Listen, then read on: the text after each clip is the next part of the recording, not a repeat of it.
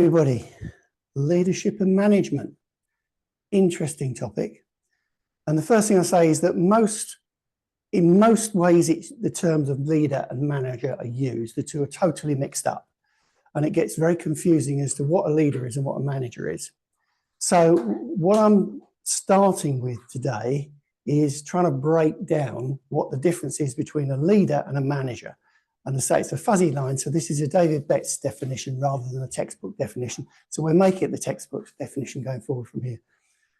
From there are distinct differences as to the way that we are perceived. But as soon as you move into a management position, which is either the manager or the leader, you have to be a different person than if you're part of the team.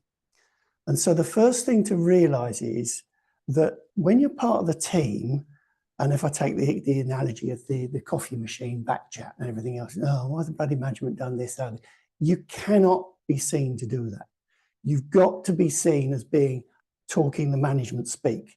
So irrespective of whether you didn't think it was a good idea or not, if the management decision is that the company is doing X, you've got the reason why the company is doing X. You do not go into the discussion about, well, I thought it's a bad decision, but that's not the job of a manager or a leader. The job of a manager or a leader is to coalesce everybody onto one direction. And there will always be times when you're anybody in a business, but you can be a senior manager or whatever, that you'll make a proposal and say, look, I think this is a good idea, but the management are looking at a different level and say, no, we're going to do this instead. And the way I describe this is that if you're an operator doing your job, you're looking at what you're doing. And that's your whole world is about, if I'm building something, have I got the bits to put together, have I got the instructions, and I've got somewhere to put the completed part. And that's the only thing you need to look at. As long as somebody's providing all the bits, you can just get down and get on with it. You don't need to know anything else. Maybe where your lunchbox is kept and that sort of thing, but that's all you need to know. As soon as you start going up to a manager, the manager's job is more enveloping because they need to know about the environment their team is working in. They need to know any effects on the environment. And then you go up to the leader, they're looking out here. They're looking what's happening in politics, what's going to affect us, what's new law changes, what's new rule changes, what's the new contracts and employment stuff. Let's try and keep this polite. That the government has introduced that you've got to, get HR involved in all these things. You've got to then be very aware of the legal implications of the business and the global implication. Is there a new XYZ plant being built in China that is going to be able to produce stuff half the price that you can produce it? These things become very significant. They become part of your job. So that's where we're going to take that through that journey. Hopefully it will all make sense as we go through. So just as introductions, I've got to find the best place to stand now, because it's quite tightly packed in here. So this is 15 years of work in coaching, and these workshops are really the culmination of a lot of the learning on that journey. And of course, the thing is, a lot of things in business is about making decisions about what you are or aren't going to do. And this is really, if you like, the crux of the top leadership and management of where do we actually make this decision. The danger is when you're at the bottom of the pyramid in management, you tend to think that, businesses, we sell our product for all this money. And there's this big pot of money that we can draw on. That the reality is usually completely the opposite. And actually, businesses are usually fairly strapped for money until they get very big, like the Apples of this world, which have got loads of money rolling in. In the earlier stages of business, which we're talking about small and medium businesses like this that you're working for, they're very often a bit tight for cash.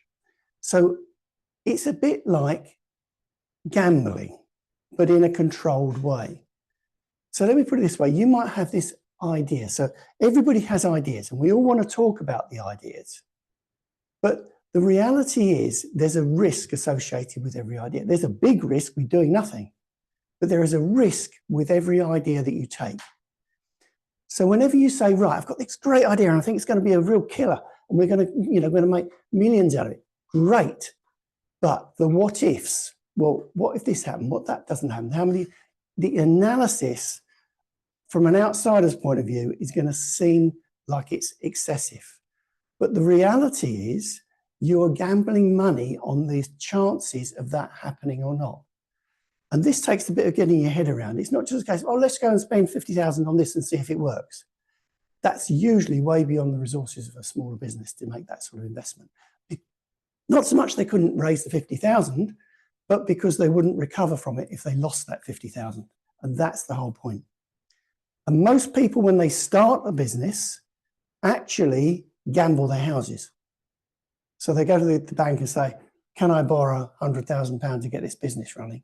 And the bank says, well, we're quite happy there's 100,000 more than 100,000 in your house. So yes, we'll be quite happy to hang on to your house till you give us money back.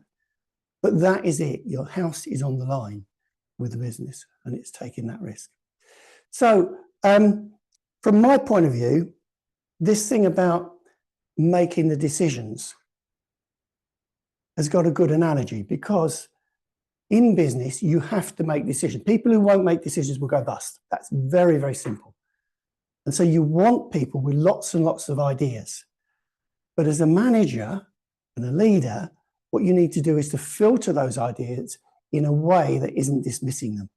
Because the people who are doing the job are the people who are seeing the problems with doing the job and dealing with your customers. Whereas you in the more senior position aren't, you're remote from them. So although when you started the business, you might have been the one dealing with the customers and building the products, you're not now.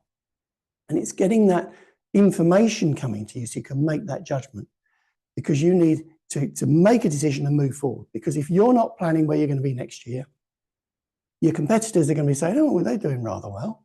I think we'll copy what they're doing, and wash, half your market's gone because they're coming at a lower price than you. And then you drop your prices, they drop their, and well, guess what? You all go bust together. So it's always these things about making the decisions.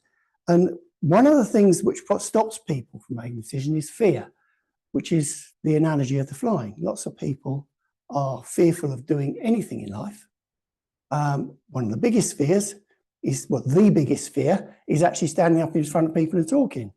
And most people, you get the American thing of talking at funerals, and people stand up and do a eulogy. Actually, most people who get asked to do a eulogy would rather be in the coffin than actually making the eulogy speech. That statistically is what they've said. One of the other big fears people have is picking up the phone, speaking to people. Sounds stupid, doesn't it? Because you speak to your mates and all this sort of thing. Sometimes you do, otherwise you spend texting and all that sort of thing. But in the good old days, we had a telephone that you could put to your ear like this. So those all become fears, because what we're fearful of is not having the conversation. It's fearful of rejection. And it's to do with our psychology, our hardwired psychology in our brains, which is about protecting our mental well-being. And what it says is, if you get too much rejection, your brain can go into depression. So your brain fights that by doing everything it can to avoid rejection. And so picking up a phone saying, can I have the order? No, we don't want it. Isn't saying, I don't like you, I'm not going to buy it from you. It's saying, actually, it's not the right product for us at this moment in time. But it doesn't stop you selling it to them next week. But that's why people have a fear of picking up phones. Equally so, people have a fear about getting into an airplane. They get into a 300-ton tin can and they've got no control over anything that happens. But it's a case of understanding what's going on around you, or perhaps not understanding what's going on around you. And it's going that extra step. And if you face your fears and you get used to doing things which are outside your comfort zone, you start to explore things in a different way. And that's to me, I've always done 10 things which tend to be a bit more outlandish, perhaps is a way to put it, sports and activity wise. But it's interesting how these things have analogies back into business in the way people make decisions. So that's pretty much all you need to know about me, I think, as far as that is concerned. What do I want to do now is quick introductions around the room. Now, what I would like you to think of is, I'd like you to think with your manager's hat on here, that You've we call it the elevator pitch because we get all these Americanisms. You've just got into a lift and somebody says, "Hi, David, what are you here for then? What is it you do?" So you've got the 30 seconds between floors to actually say what you do. So think about it that from a sales point of view, what problem do you solve rather than the case of what product do you sell? And that's always the key thing to start thinking about it. Now, it was mentioned to me after the last session, says, you do realise when you do this round the room thing that we can't hear you online. To which I thought, oh, that's a pity. So anyway, now I know I can try and solve it. So now you're the guinea pigs for before we invest in more equipment. So I'm going to try something a bit different. So guys online, hopefully you can hear all this, but I'd love you to shout if you can't and we can play around with it. So I'm going to mess around a bit now. So what I'm going to do is I'm going to swap the cameras. No, not that one. Meant to do that one. And I'm going to swap the microphones.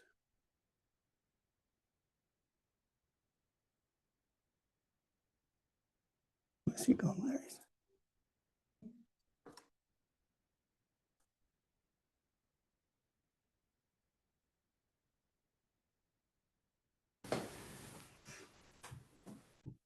Right, can you hear me online, guys?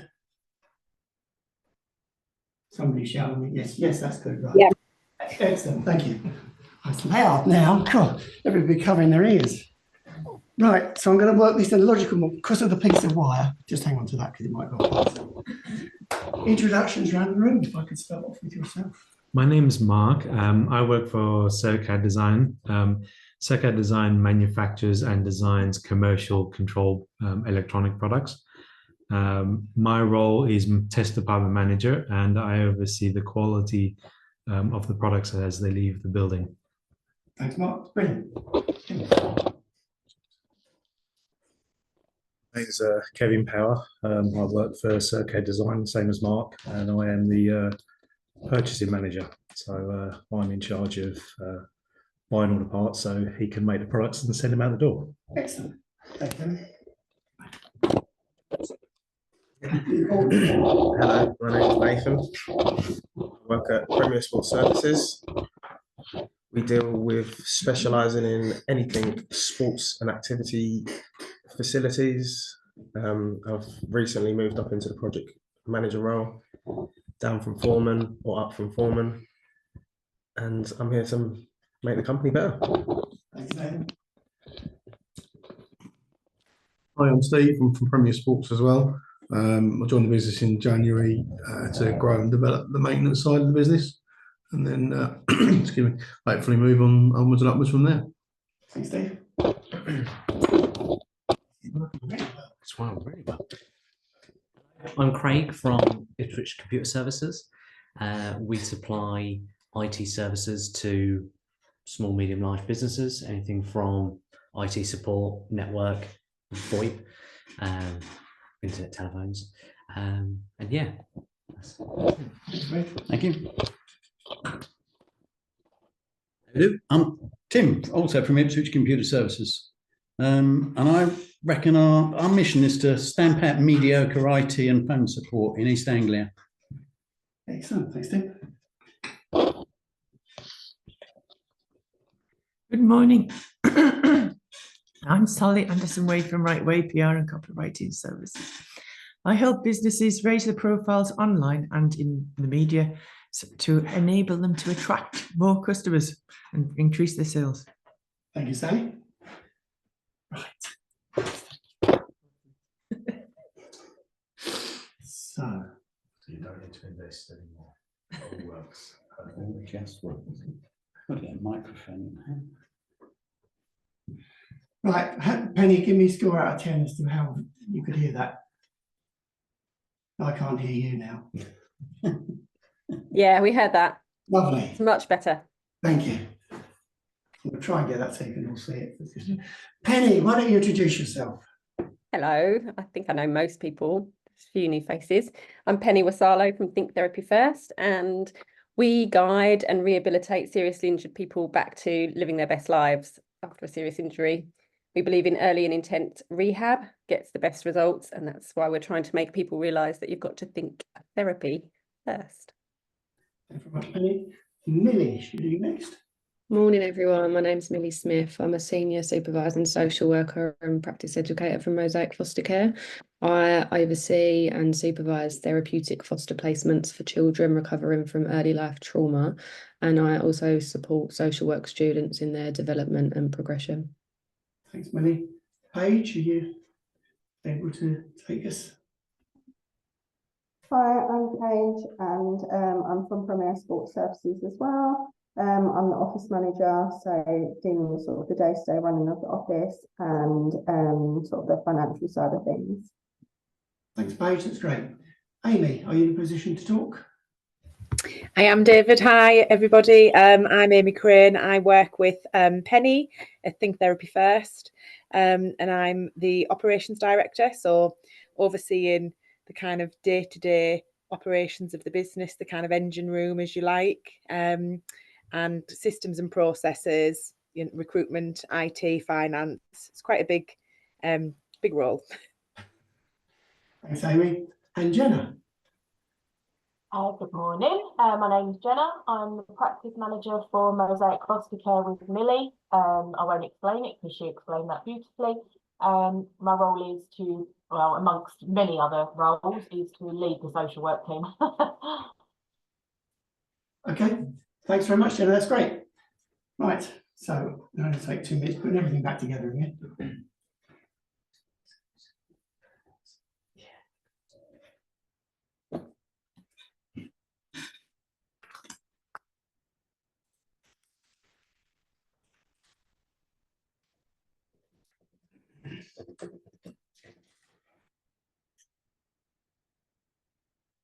Right, so I'm just going to shut down the email as well because it keeps going bing.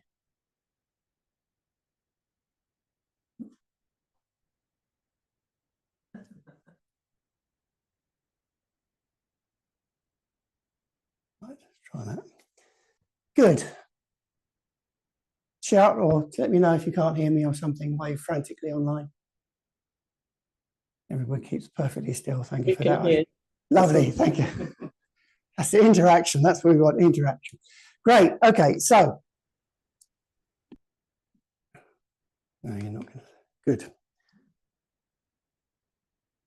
When we work as a senior management team, it's very common for people to say, oh, you just have a chat around the table and you make a decision and off you go. What we're going to get onto later on is we're going to talk about different people's personalities, and you get some people who are very pushy and you get some people who are very passive, but both people would have very valid views, and the reason why they're on the senior management team is because their views are valid. So what we need to do is we need to be very careful that we don't let people with a dominant personality take over the organization and what the business is doing, because as soon as you just let one person run a business, you're putting all your eggs in one basket, because you've got one person who's got one personality thinking of everything from one perspective, and that's not necessarily going to be the best perspective because they wouldn't necessarily think of every option which is available. So what we need to think about is what happens, as you go on this side, I think, what happens, no, I don't. What happens, is that better? Right, okay, Lauren. If you think about the business and you think about you, okay, you're part of that decision-making process. But there's also customers, there's also your team, and there's also partners, which would be your peers in business, so other people at your level who you interact with.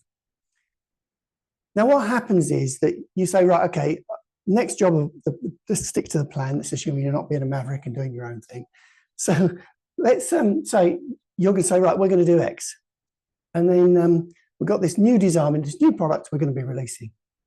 And some parts say, yeah, but we could just create this extra change to it. We could put another software mod through. How does that sound, Nick? Another software mod going through, and that would make it much better. So there would always be other opinions as to what you could do to the product and how it could be done differently. So they're going to be having their two pennyworth. Your team will undoubtedly have ideas. Oh, can't we just finish this, and can we do this, and could, something differently? Your customers, well, that's great in that color, but could we have blue instead? Because and it's very easy to let these people railroad things. Particularly with the reason I say about colors is I used to be involved in manufacturing machinery. And you wouldn't believe how many thousands of bits there are in a machine if they suddenly ask to have it in a different color so as it matches their production. The Japanese were absolutely fraught for this. They wanted everything in their production line the same color. You suddenly realize that you've got to paint so many thousand bits a different color and give it a different part number. It's a nightmare. And of course, the salespeople, no, right, okay. The salespeople, oh yeah, we could do that, it's no problem. So the point is this, you've got this, and I've simplified it here, you've got all these people who want to have their input into what's going on. And the problem is, if you don't take control, and I say as the project manager in this case, say, no, this is what it says I'm going to be doing, and I'm going to be doing it this way. We can review everything later, but for the moment, we're doing this. If you don't do it in a decisive way, these guys won't follow you. As soon as you show hesitation, they'll all just sit there, or they say, oh yeah, but no, I want to argue the point, and you won't make any progress. And it was interesting, actually, the gliding club the other week, I was on duty with another senior instructor who was a top-level instructor. We've been waiting for the weather to clear a bit before we took the aircraft across to the launch point. And anyway, the decision we'd made was, yes, we're going to go across. So anyway, I wandered across to the club room where most people were sat drinking coffee, and went in there. He said, I sort of mumbled something about moving the aircraft across. And in a somewhat less subtle way, I said, right, up you get across there, move the aircraft now, otherwise we might as well go home. Well, everybody gets up and moves. So what you've got is two different things. One is saying, well, it would be nice if you could fit it in doing this when you can, finish your coffee and everything else, which case everybody said, well, I'm not going to go first because I'll end up doing all the work and they just, come across later when it's all done. Whereas the director is, right, we're going now, let's move. Then people tend to move as like a herd, a mass of people. So you'll get herd, great term for it in COVID, I can't remember what it was now. So when one person moves, then they all tend to move, but you need to go at it with the authority that you're running this event, and they're either with you or they can go off and do what the hell they like, but they're not going to be with you. So that's the point, is when you're in charge, you've got to have confidence. And this is why I said earlier, you've also got to be absolutely clear that the business is doing what the business has decided to do, and that's not negotiable. And if somebody says, oh, I think it's a stupid idea, yeah, but you don't see the full picture. And I haven't got time to describe it to you at the moment, but there is reasons why we're not doing what you want to do. And that's the thing, is to take these things. But this is the important thing. You've got to take the authority. One, and this sounds very silly, and it's only the fact I've been through it so many times. You get a family type business. And the first time I really came seriously against this problem about being too nice was family business. They built this business from being one pub into 4 pubs. They had a team of 35 people. Most of them a mixture of students and part-time workers and everything else. And people fitting it in with their other parts of their life. And what would happen is, oh, could I just change my shift? Can I just do this? And the final situation was coming to the point is that they were constantly asking whether they could have their way. And Caroline, who was managing the team, was kind of running around left, right and centre, trying to get round keeping them in order. And if you think about the sort of people who work in those jobs, they may not be making the best life decisions as well. She was trying to mother them as well. And the reality, I said to them, look, Caroline, you're being too nice. And they kind of look at, well, I don't know. And the reality is, it's very easy to be nice because that's a human thing to do, is showing concern. And you guys working in the care industry, it's very easy to be nice because you can be nice when they're a patient, but when they're actually a business proposition, you can't afford to give things away. because you won't be there tomorrow. You've got to have a thought out reason.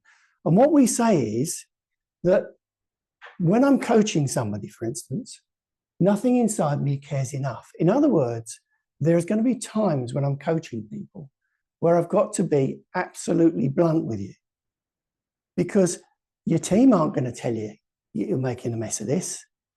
Your team aren't going to say this is a stupid decision. I'm the sort of person that's going to be there. And it's not because I don't think you're a great person. It's because I need to put the thing up in front of your face and say, wake up, smell the coffee. Because what we tend to do, and again, this is the human instinct, is once we get into a project and we've made the decision, the difficult bit was making the decision to do it. Once we get into it, it's the best thing in the world. And we stop looking for reasons why it's not going to work. And we stop having that awareness. So that can be really dangerous. So we have this expression, there will be times when I will not be nice. And you need to think about that with your team, because sometimes one of your team members will be in a very bad place and it will be nothing to do with work. And it's very tempting to say, well, yeah, look, take the afternoon off. I can see you're in a bad place. Go and get it sorted out.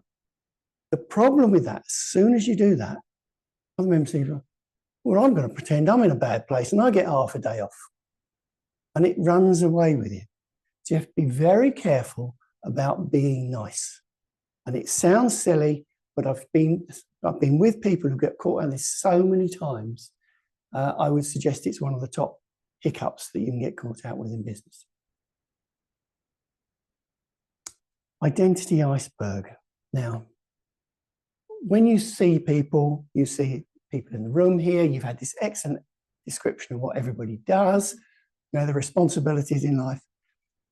More so with your team, you'll see them. And if you imagine an iceberg, sorry, just to give you the basic physics of it, 9/10 of it is below the water, 1/10 is above. Everything that you've seen and we're talking about is above the water level. So you're seeing their actions, their behaviors, and their decisions. You're seeing it through a very big filter. You're seeing it through what they've filtered to tell you. The reality is, it's being influenced, their behavior and what they say, by what's below the waterline. And we can think of this in depths. So just below the waterline is skills, things that you can learn. So if you think about, we work in skills, we help people learn new skills, ways of doing things. So they can learn to do new things within the manufacturing or whatever you're doing as a process.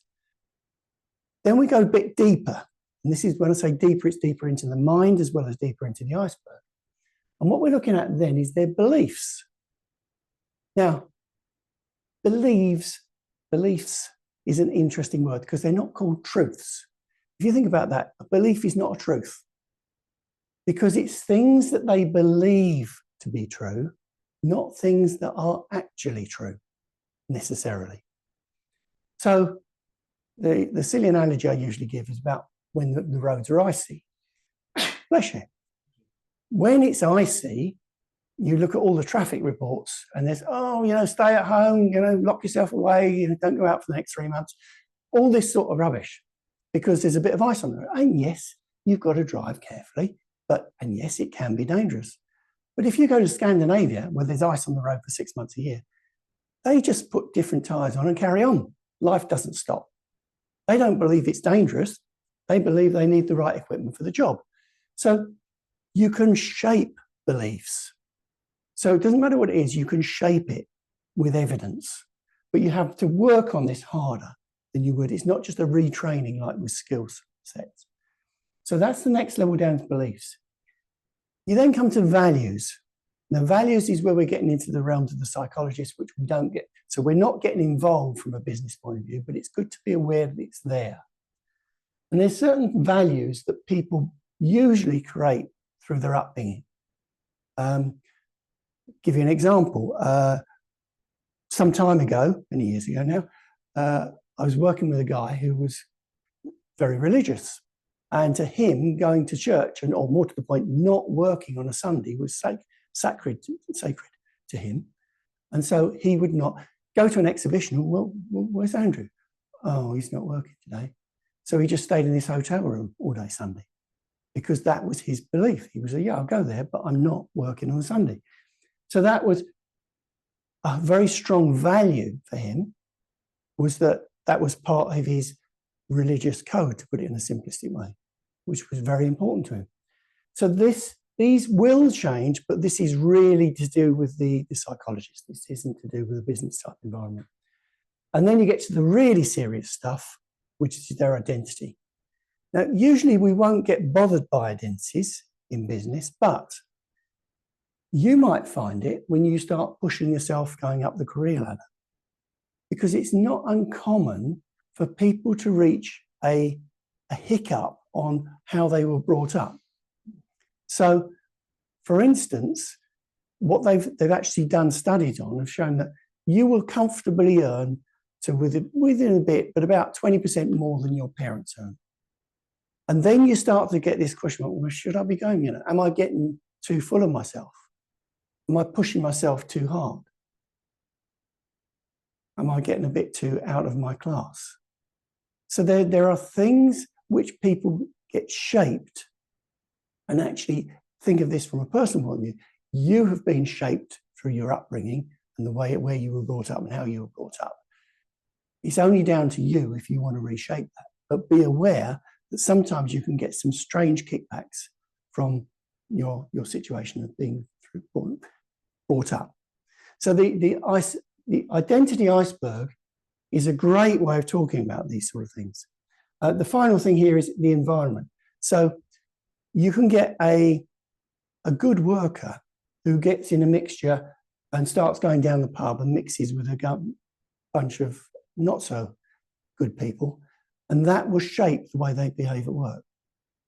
And sometimes they need just to be, there's nothing you can do about it other than just say, look, you do realize that some of the things you're doing is not acceptable. And if you're going to go further, it's not, you won't be going further here while you're doing those. And because people don't realize they're doing it. And the environment actually can hold you back.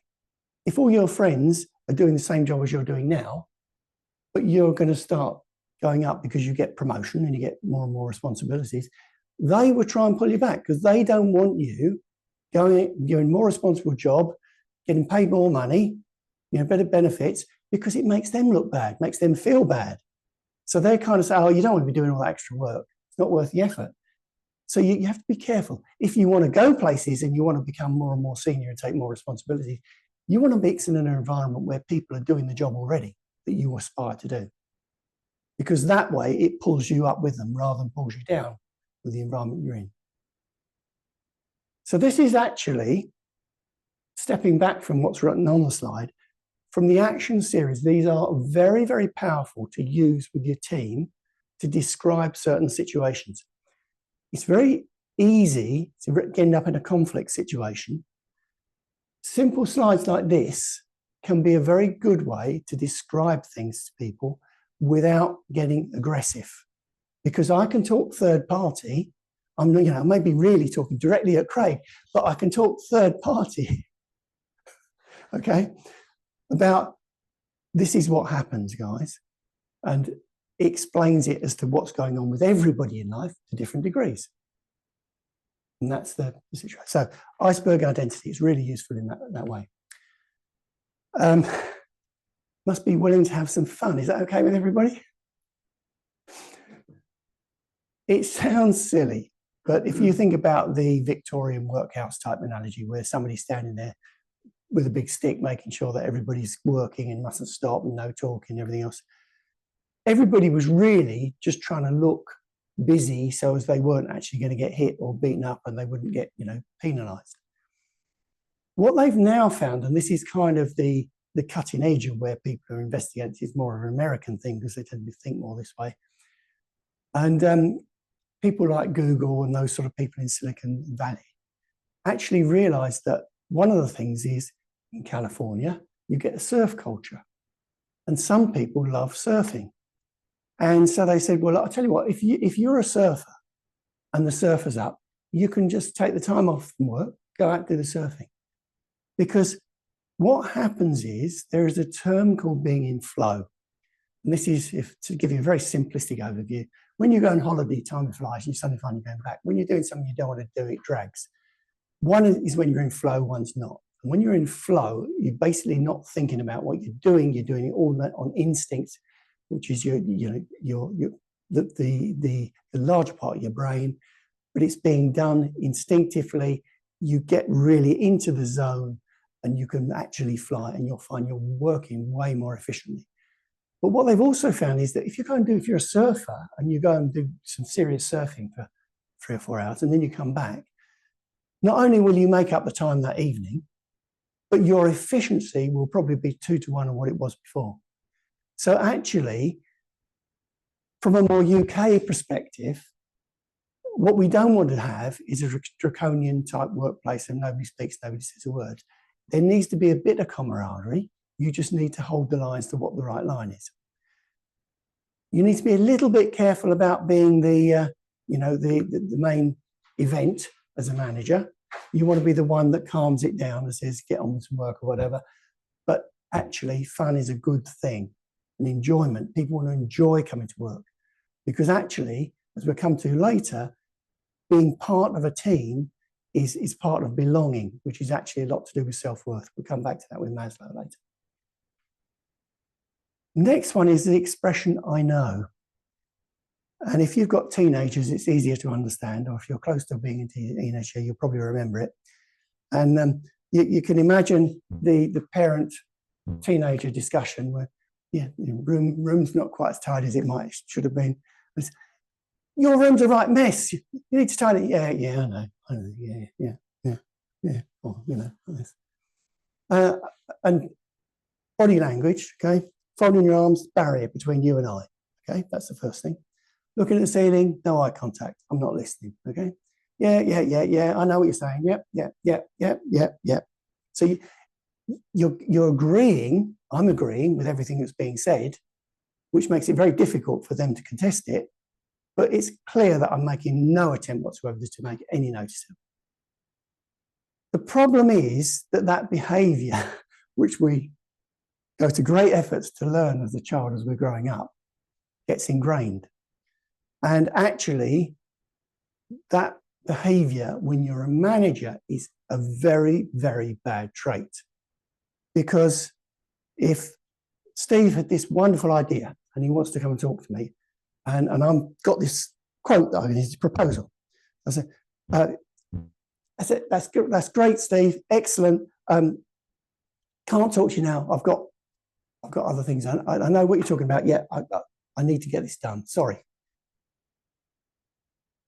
Way that we interpret I know, because of the parent-child relationship, is I don't want to know. I know better than you. Go away. So what we say is, I know is a banned expression in business. Because by using it, what you're doing is you're alienating your team. So what will happen is, if they've got this great idea, and Steve's idea was really great, but I was just too busy. I had something which had to go out this afternoon. Now, what I should have done, he said, great, Steve, I need to get this out this afternoon. Can we talk tomorrow morning? Or fix a time. So you've then said, yes, I value what you're saying, but I can't give you the time at the moment because this needs to take priority. And that's a totally different thing. From a team member's point of view, you feel valued. You don't feel like, Dave always knows better, so it's not worth telling him anything. That shuts down this source of people who are actually doing the work, telling you what needs changes and make it better. So I know is a banned expression. Always deflect it. If you find yourself using it, it's not a bad thing to tell your team that you're working to not use the expression I know and ask them to pick you up on it. Help shape you and stop using it because it's very, very indoctrinated in most people. When it comes down to describing the difference between leadership and management, this is the action slide, which takes you to the first stage. I want to go a lot deeper than this. But what it's saying is, they use the analogy of six cylinders on a car.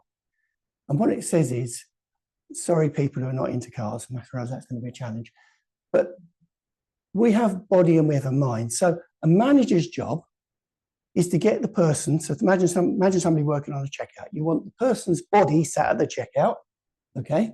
And you need their mind engaged sufficiently that they've got it turned on, cleared, and run the food, whatever they're processing through for the customers.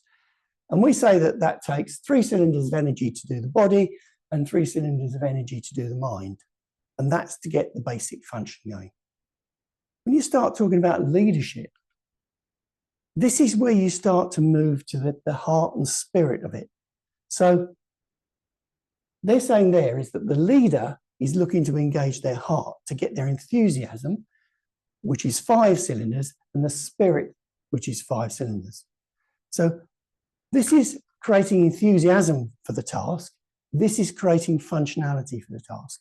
And that's fundamentally where the separation comes from, the difference between the leader and the manager. The leader has to engage everybody in the concept of where we're going. The manager has to ensure, as we're coming to the next thing, is actually how we get them doing those tasks. And that's the simple first stage. So we're going to go into this in a lot more detail where we're going next. 16 cylinders of high performance, we call it. Right, so now, your little bit, make a note of what you want from today. So it could be some very varied questions, jot them down. Then we'll just go around the room and we'll make a note in the charts. We see that we tick off all the right places. 2-minute exercise.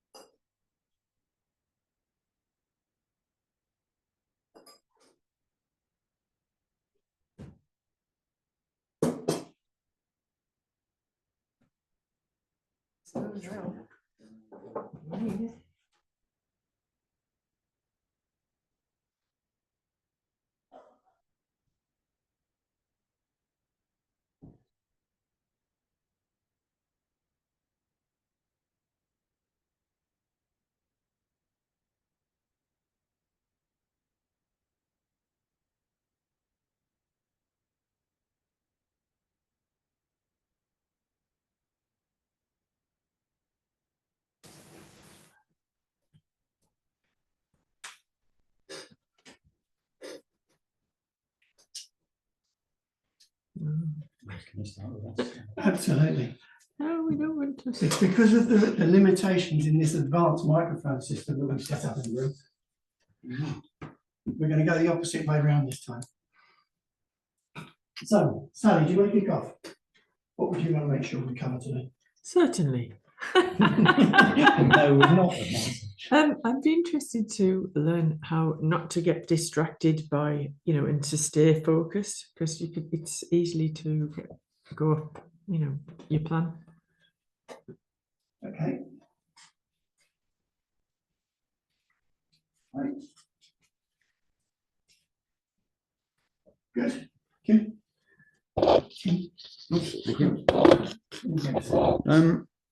I'd like to know a bit more about the last part you mentioned about being basically leadership, and sort of the more engaging the heart and spirit,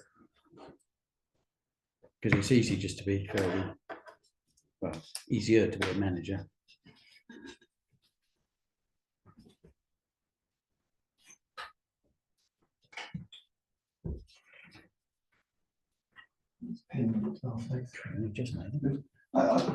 Just as a point here, I wouldn't berate the manager's position. No. Managers, being a manager is a real skill. Yeah. And actually, you can have some great managers who are never going to make leaders, and you actually can have great leaders who never make a manager. They're pretty rare because usually they've gone up through the management system to become a leader. So yeah, but they're both very valid. Yeah, thanks, Tim. And Craig? Possibly similar to what's already up there about the staying focused. I've got to hang on. So I've got to hang on. Give everyone a headache now. With the sort of the spirit of then the manager sort of leading them, okay. Sort of keeping people on sort of track and keep the spirit going and say, look, this is what we're trying to achieve. Keeping people engaged. Yeah.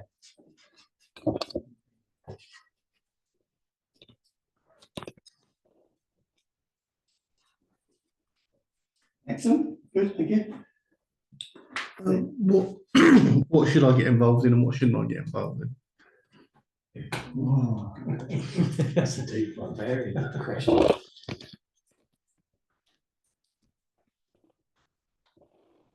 There's enough time in the day.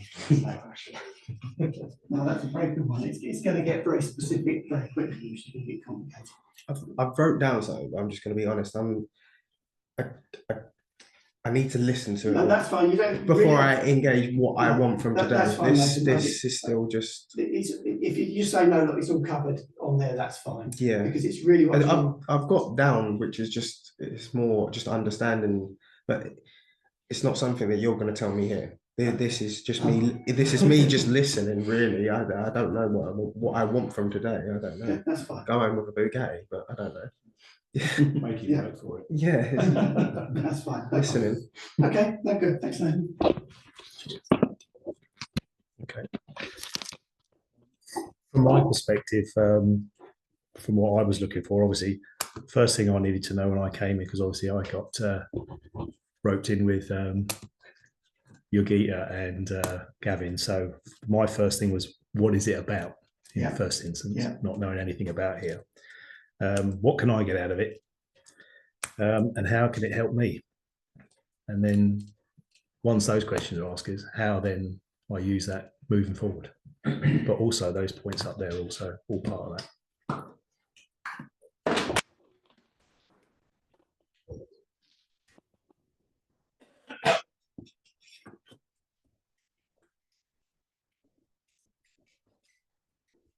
Was in blue, so it stands out.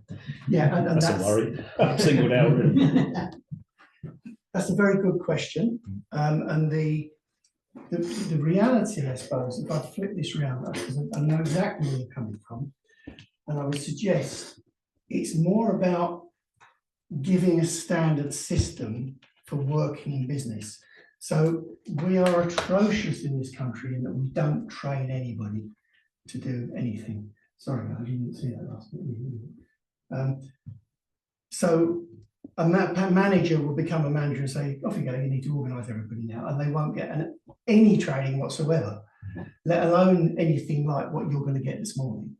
So it's not aiming to make you, in this particular session, would never make you a fantastic leader overnight. But if you understand the goalposts, and you can either assess yourself or you can get somebody else to assess you, you can see where you need to learn more. And that's where you can, there'd be books to read at the end of this that you can pick what's relevant to what would help you or not. Okay. So it's helping shaping you. And there's 13 of these masterclasses in the series, and each of those are one segment of the business which are pivotal in the way it runs. Yeah. And if you go through all of those, you'll have a structure for being able to run the business. Because there's a lot more into running a business than people actually realize. Do this, and you have to make the decision, and that becomes a different ballgame. Now, that's a very valid question. Thank you. I've got motivation and inspiring a good work ethic. For you or the team? For the team. That'll be a bit later for me.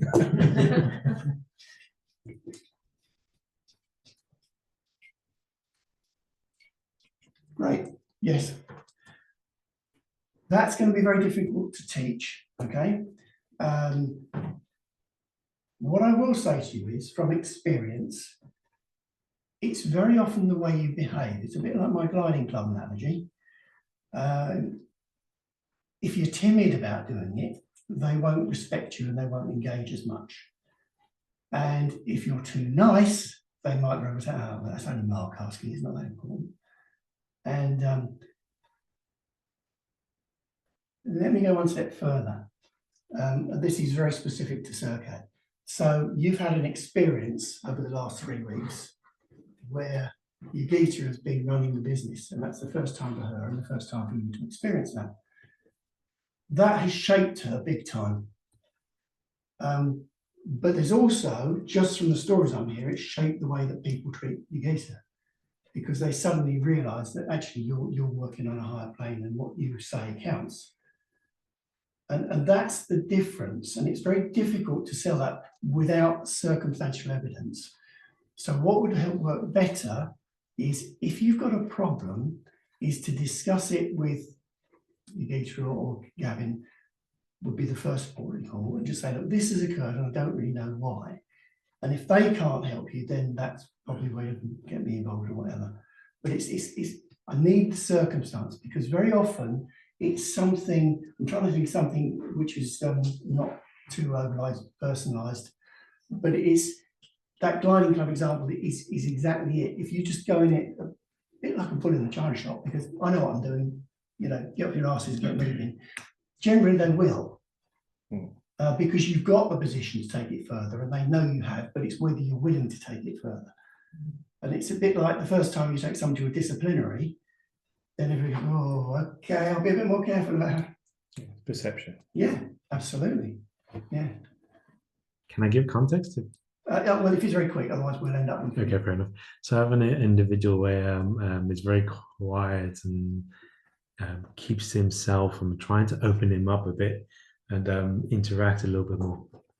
Okay, so that's not necessarily a problem. Okay, and actually that may be a virtue. So it's one of those things that you've got to think about the environment, the environment they've been brought up in. Are they English or are they Eastern European? English. Okay, so I mean, their background they've been brought up in can make a very big difference. I would just make sure, there's an expression that I got from, if I can remember the book, I'll tell you, it's called walk the four corners. And it's the specific is that at least once a week, probably a lot more frequently with your team being fairly compact, is you go around and you talk to everybody in that team, and it's not about work. It's just, how's it going, you know, everything okay? You're on holiday next week, you know, it's to do with showing you care about them as a person, can actually open them up. Because it may be nerves, or it may be the fact that, you know, they're fuming and they don't want to say anything, but it's just giving them the opportunity to say something diffuses that situation if they are upset. Well, look, I kept saying, is everything okay? What more do you want me to do? And they will actually succumb to that if you keep on going. So that would be my suggestion. Okay, thank you. Good. Right. Sorry, that's coming off the total train of thought where I was. So now, online, guys, let's just get this set right. I think we're ready to go. Penny, yeah, go on, let's start with Penny again. Just talk to me, just share, so working. Can you hear me? I can hear you. Hopefully everybody else can as well. So I've, I don't know, been managing and leading for a long time. I think it's something that came actually weirdly naturally to me. And I've also done other courses about it. So I'm here today because I don't believe I ever know everything. Quite a humble manager and leader. So I want to take away or remind myself of something that I've forgotten. Excellent. Great approach, Penny. Excellent. Thank you. Go around the same as we did last time, please. Just confusion on my tiny brain. Millie. Yeah, sorry, I think I missed a little bit because I had to take a bit of an urgent phone call. But it would be helpful to know sort of any new techniques or ways to handle conflicts or disagreements between a group of people, and how to potentially turn them into opportunities for team building.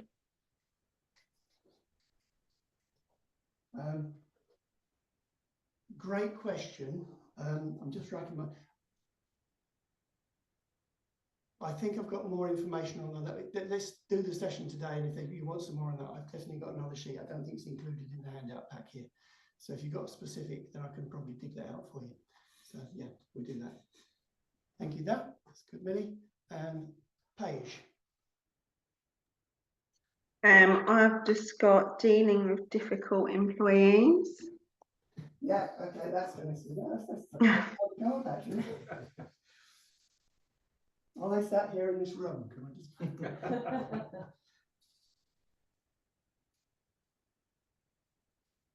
That's it, yes. Before we go down the rabbit hole. Lovely, thanks, Paige. Thank you. Sorry, I can't really hear. Sorry? It was just a bit quiet. Did you say something else? Sorry. I'll turn my volume up. No, it's not you, it's me. I've not swapped the microphone back. That one. Does that help? Yeah, that's better. Thank Right, you. sorry. Sorry. Yep. Yeah, no, that's great. Sorry, I just asked whether they were in the room. That was awesome. Oh, possibly. No, I'm joking. Lovely. Thanks there, Paige. Amy. Hi. Yeah, I've got a bit of a list here, but to be honest, majority's been covered with what other people have said.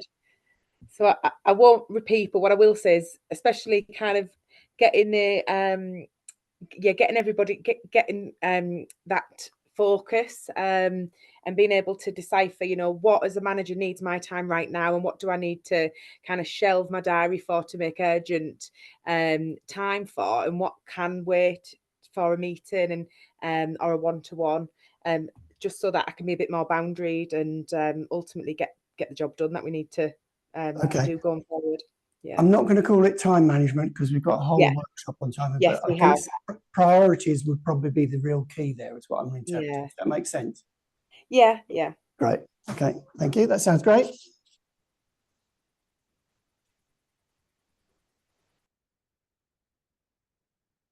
Excellent. Thank you. And Jana. Sorry, not last, but last but definitely not least. Always last, David. As you're aware, I'm an expert now on all things management and leadership.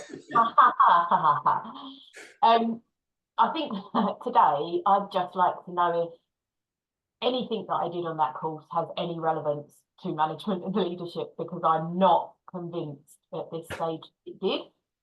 So I'd like to hear what you have to say, and then see if I can see any correlation in my last 2 years of wasted life.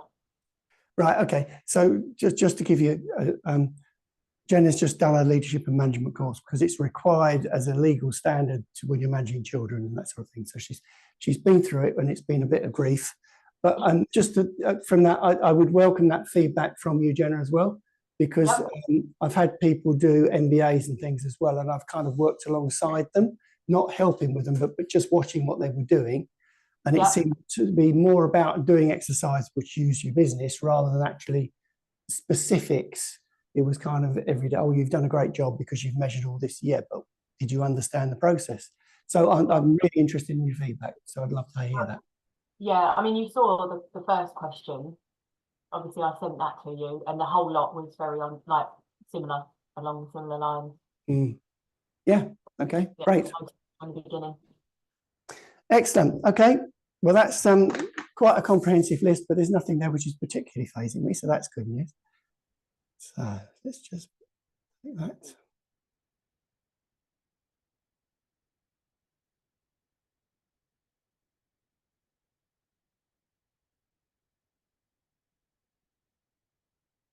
Right, that should be. I need to bring that around.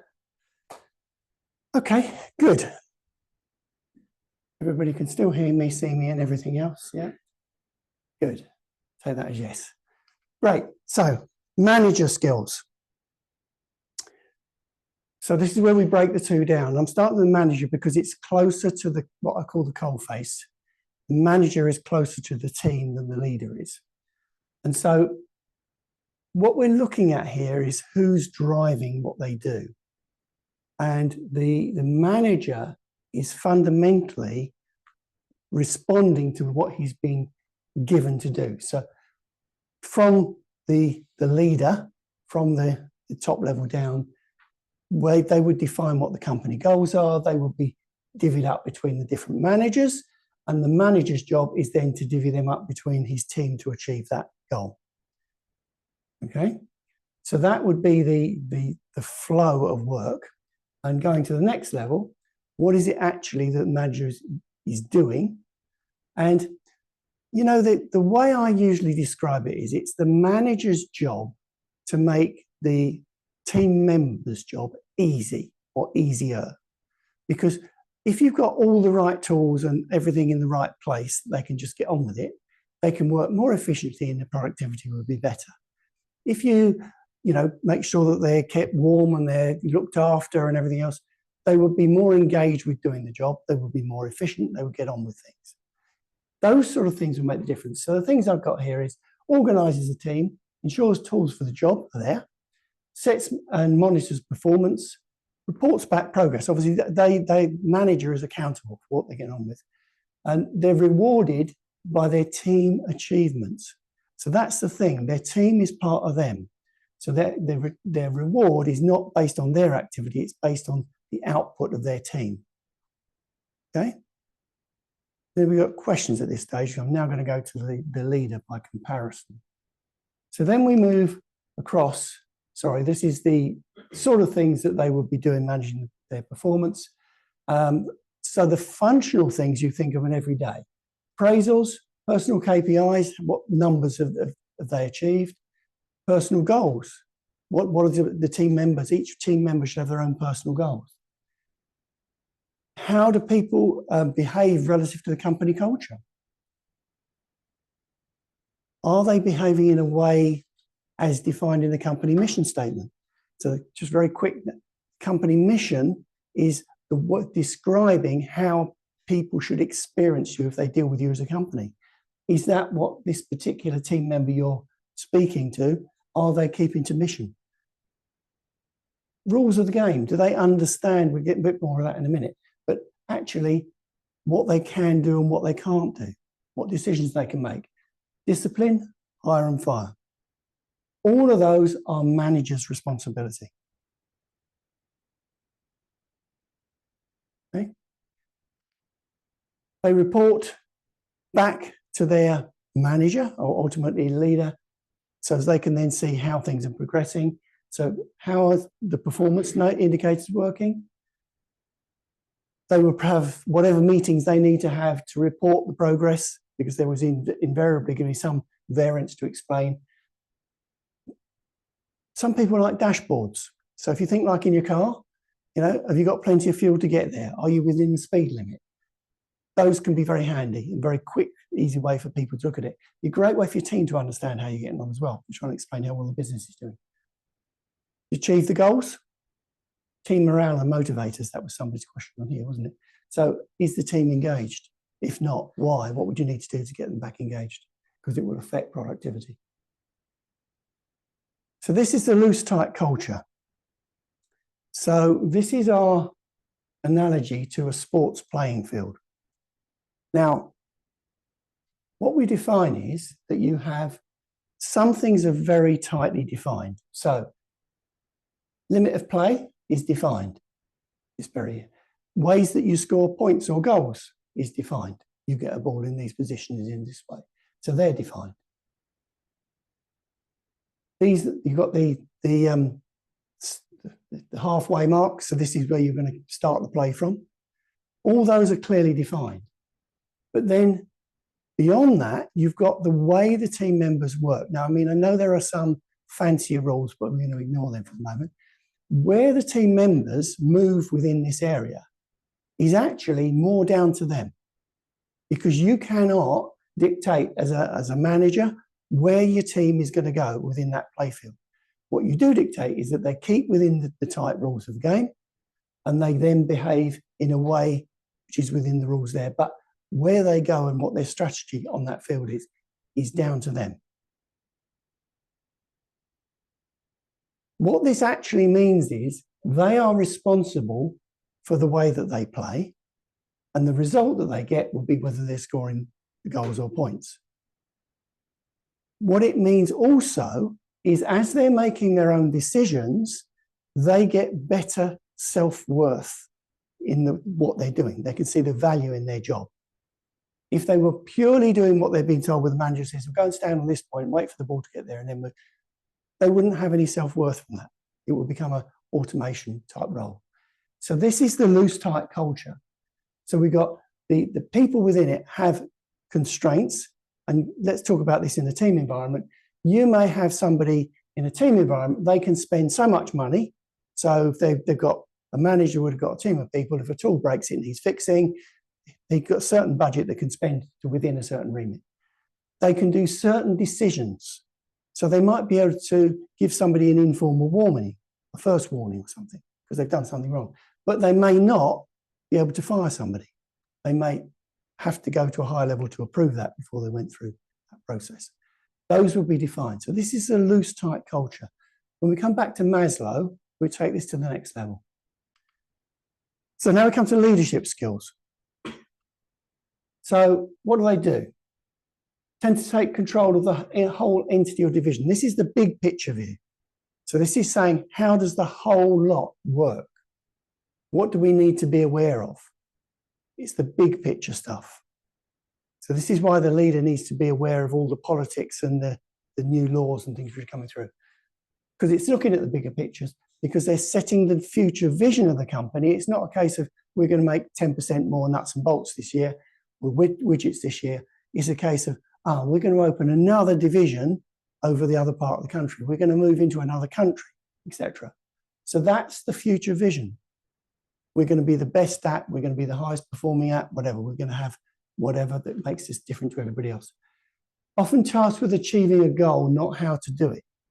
So the shareholders ultimately call the shots, and they could very well define that they're investing their money into a company because they see it as doing X.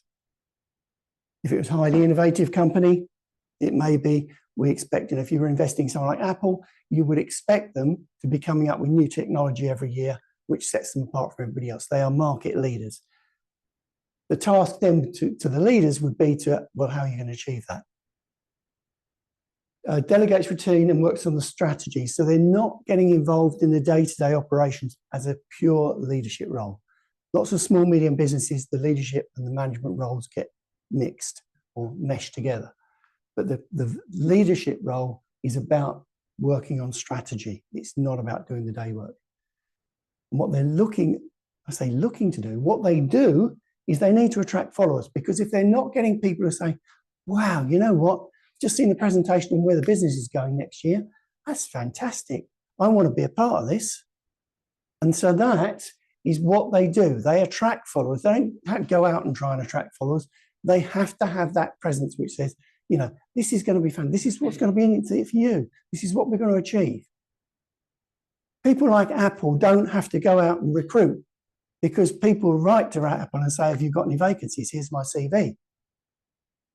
That's a great place to be, because you can pick the best people that you want.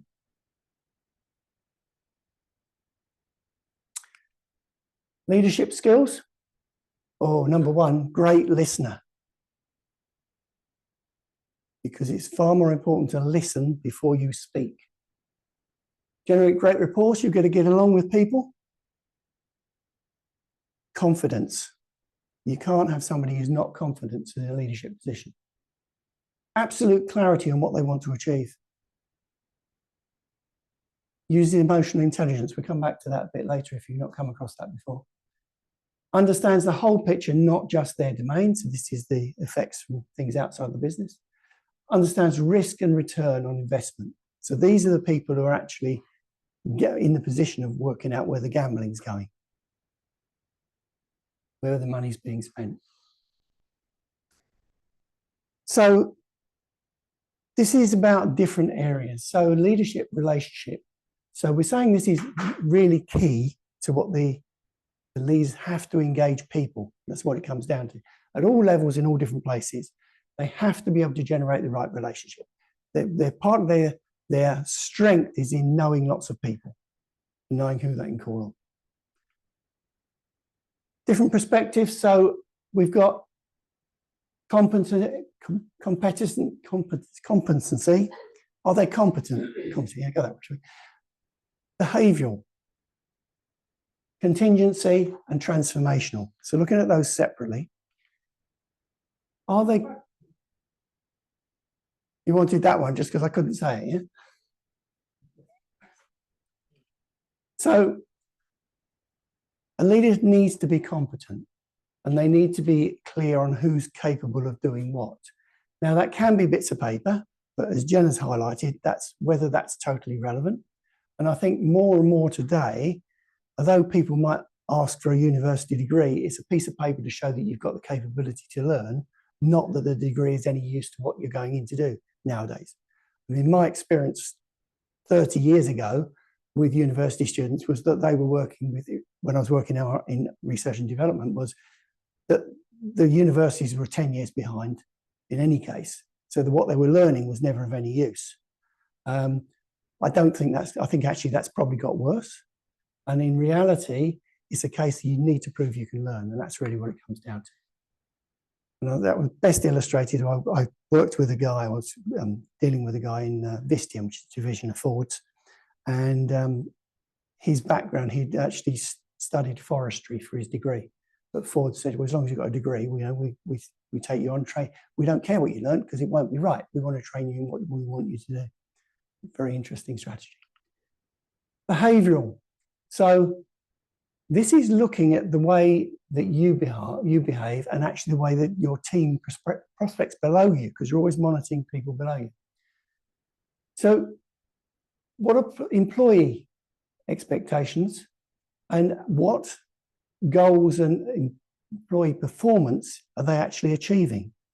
So you need to be looking at how you generate motivation for your team, but also actually how your team is performing, because you need to be picking the next managers and the next leaders. They're the ones that you're on the lookout for. How effective are you to ensure that employees are working their way forward? Do they want to actually work their way forward in that way? Or are they happy where they're at? Contingency. So this is having plan B. Really, it's saying if we're going to go down this route, what are we going to do if that doesn't work out? Now, that's great. One of the current thinkings are within business leadership, cutting edge stuff, is having a plan B is not necessarily always good because it's an easy option to drop out and not do plan A. So sometimes, although you have to have an idea as to what you can do, it may not be good to make a big thing that exists. Sometimes it's good that it's in your head, but not something that you portray to the rest of the team. Just think, oh, we'll just go for that instead, it's easier. They don't see the bigger picture. Transformation. Now, as we sort of go through life in general, and we pick up doing more responsibilities, we actually transform from the person we were to the person we're becoming. And as we move forward, and as people in your team move forward, they will get more and more capable, taking on more and more skills. And that is actually when you're looking to develop into shoehorns or managers' leadership positions. So what is it you're doing to transform people, yourself and people? What's the path? And elements of that, you've got to build commitments of this. So you're absolutely clear on the vision, where you're going. You have to build commitment. You have to sell it to everybody in the company. You did the vision you obviously developed in the first place. You have to have this strategic vision of where everything's going. You have to model it and you have to communicate it. So these four elements are going on as part of the process that you're constantly looking at what's going to happen over the next 3 to 5 years. This year and next year probably got the inertia. That's what you plan for and that everything's going. 3 to 5 years is the main bit. You go beyond that is the bigger wish stuff that you hope you get towards later. Right, which brings us a good time to have a break. I even opened some windows. It's got quite warm in here now, hasn't it?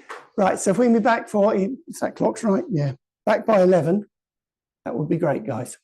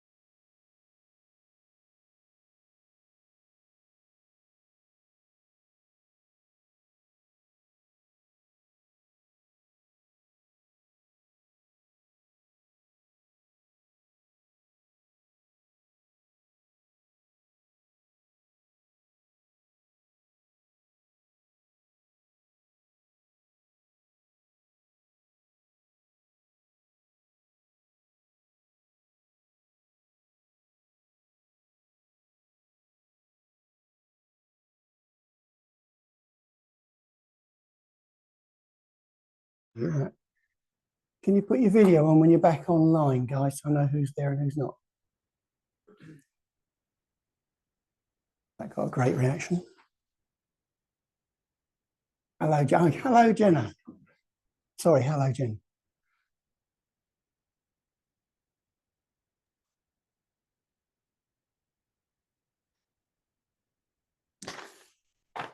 Right, so just to explain handouts. This one here is all about what we're covering. So this is your summary sheet for today. So if you want to refer to that one online, guys, and that's one of your tables this morning.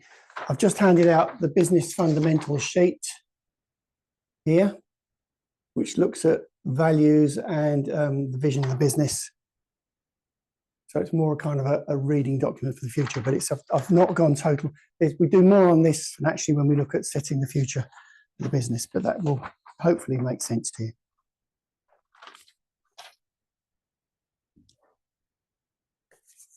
Right, now, what I now need to do on machine.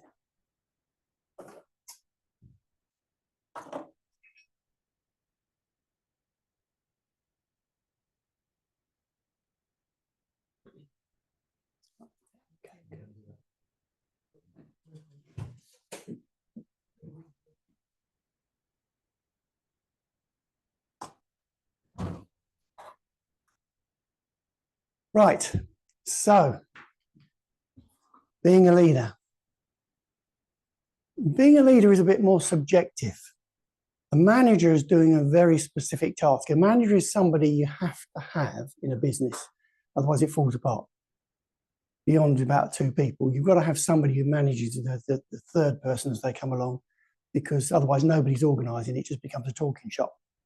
So the manager is a required job. The leader is more of a, what's the aspiration for the future? And that's why the leader and managership roles tend to become the business owner, and definitely in the early days. So what exactly does this mean? So I've got this video to do with the Gulf War, and it's from the film of the Gulf War, which makes it a little bit more photogenic, but it actually, what I want to do is to check that I've got this all set up so you can hear it and see it and everything else. This one is coming out of that one. Pull that down out of the way.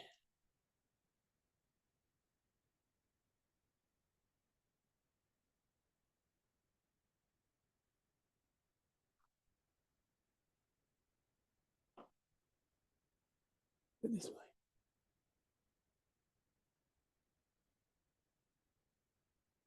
We are going into Iraq to liberate, not to conquer. We will not fly our flags in their country. And there are some who are alive at this moment who will not be alive shortly. Those of them who do not wish to go on that journey, we will not send them. As for the others, I expect you to rock their world. Wait them out. That's what they choose. If you are ferocious in battle, remember to be magnanimous in victory. Iraq is steeped in history. It is the site of the great flood. It is the birthplace of Abraham. You tread lightly there.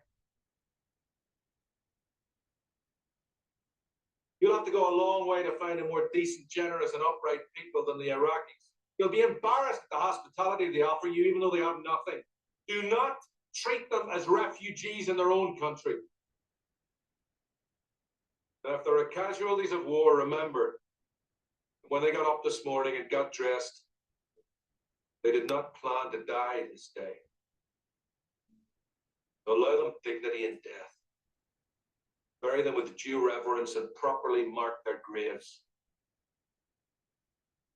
It remains my foremost intention to bring every single one of you out alive.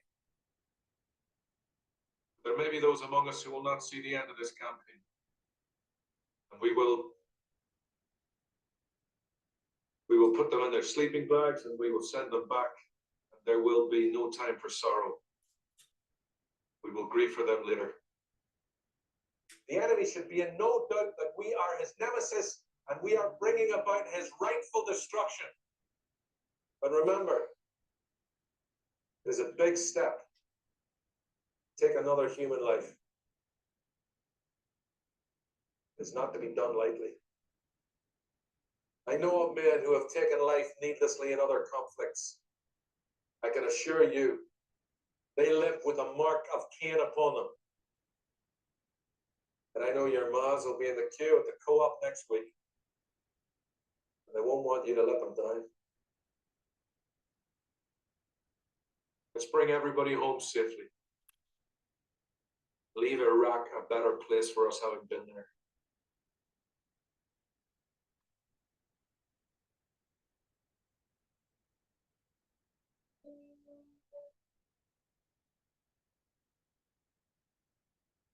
Our business now is north. Look.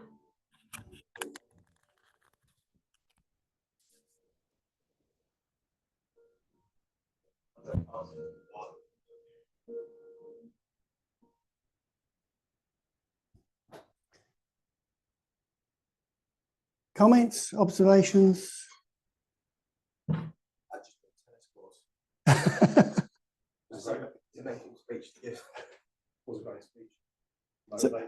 Okay, so think about this situation. Let me computers, they take over your life, don't they? I'm going to turn the volume down.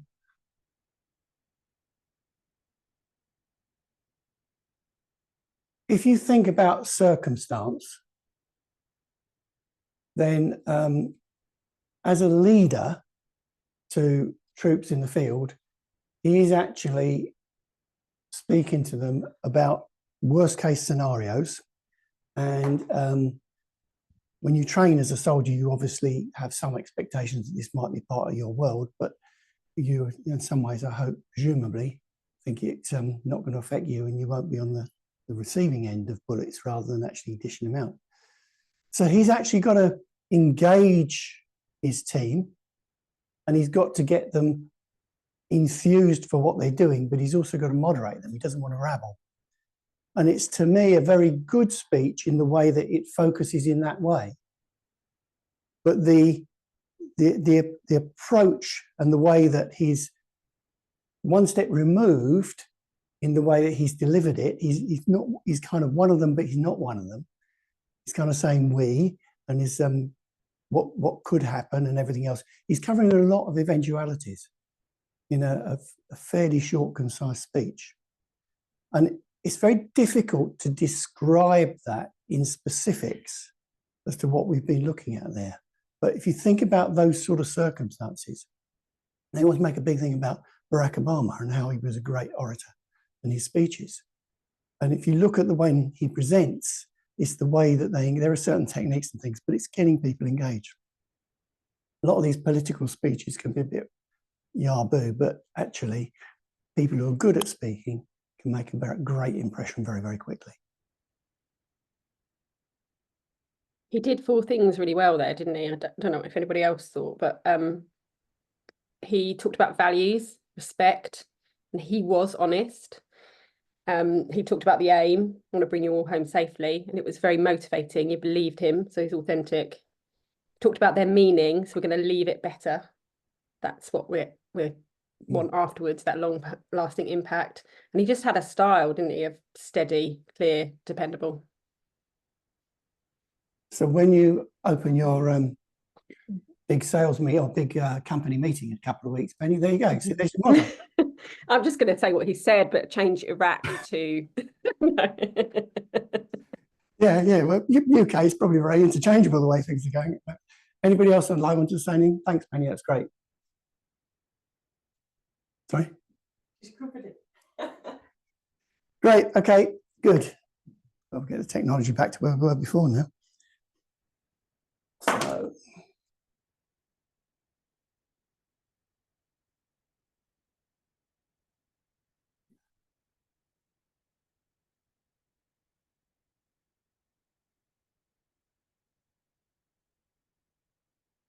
right.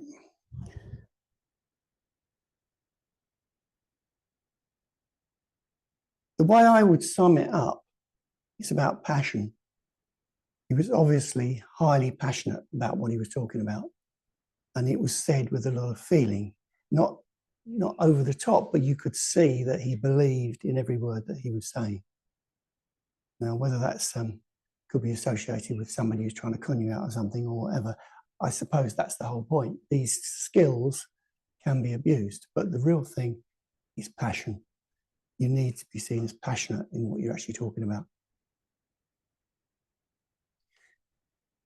So to be passionate, you need to be understanding what you're talking about, is why you're driven to do what you're going to do. Because the important thing here is that what you're looking to do is to present yourself, work from why to what.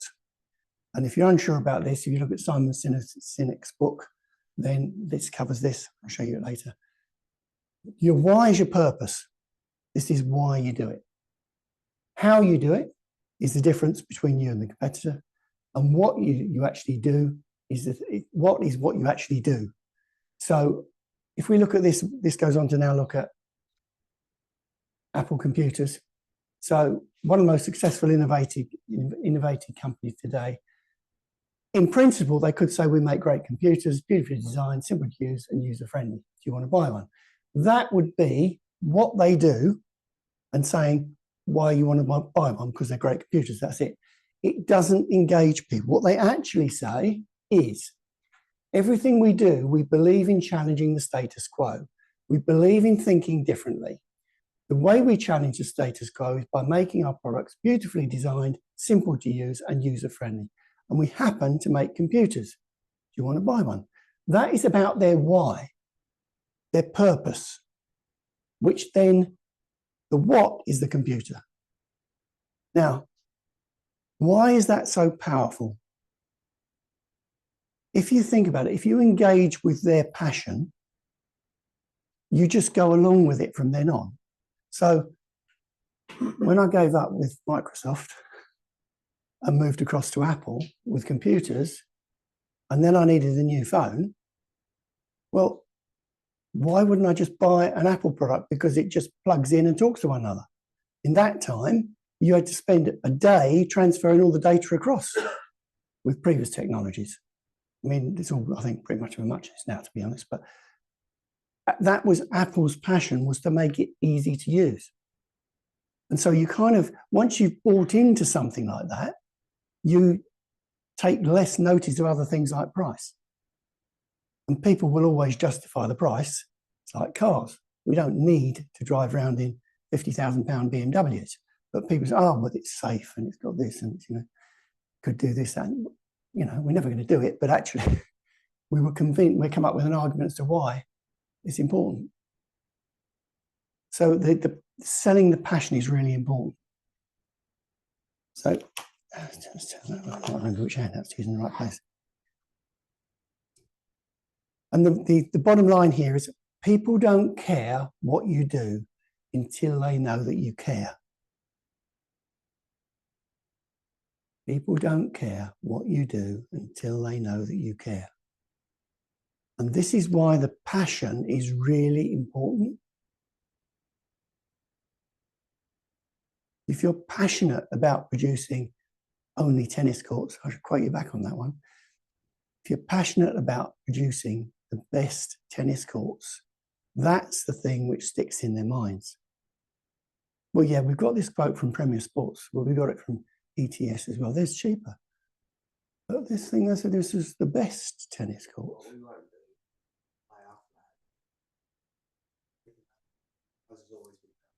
won't fly out the flags and promote it in their face. No, yeah, no. I mean, the point is, you never slag off the competition, but the subliminal things, which just go into, if you just say, look, we produce the best tennis courts, because what does that do? If I say I produce the best of something, the first question you tend to come back is, well, why are you best? What makes you different? It makes you, them, the customer, the prospect, want to ask you a question. And then you go back and you tell them, well, we do this and we do this and we do this. Now you've set a benchmark. we build it in this way and we do this depth of this and we put this much on there. And if you look at their quote, actually, well, the tonnage rate I've got for the material doesn't even cover that. So you build up this story and you get them to do, you're educating the prospect. But actually, it's a case of the passion is we build the best tennis courts. That's what really is the tool to opening the door. Right, passion in business. So we've got the vision, your belief in what you're going to achieve. You've got the mission statement, which is the experience you will be likely to find from the people that you do business with you. So what will you experience if you buy from this company? And then you've got the rules of culture, which is the emotional rule book for how you and your team behave in business. So how would you expect the person who delivers your product, meets you, sells it, to behave? Those are the rules of culture. And the reason they're called emotional rules of culture is they're not hard rules in the handbook. And it's the sort of things like, I like to use the one about tidiness. As you can see, I'm a really tidy worker. But if I was passionate about keeping things really tidy, we could have something in the rules of culture of you will always work in a clean and smart environment. Because somebody can say, David, this doesn't look very clean and smart. Oh, yeah, but I'm in the middle of the presentation.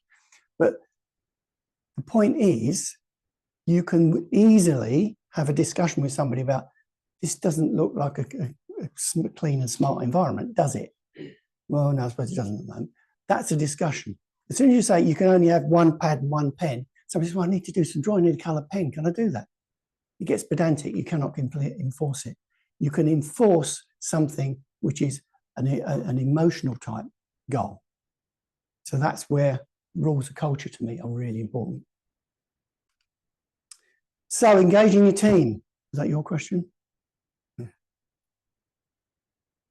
So another handout. Look at that on top. I'm just going to give these to you actually, guys, because then you can pass that around because I couldn't help you this job.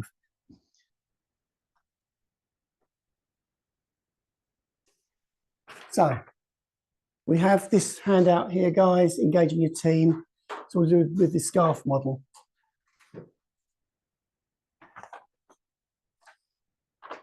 So this was by a guy called David Rock, and it's a pretty good starting point. Talk to me.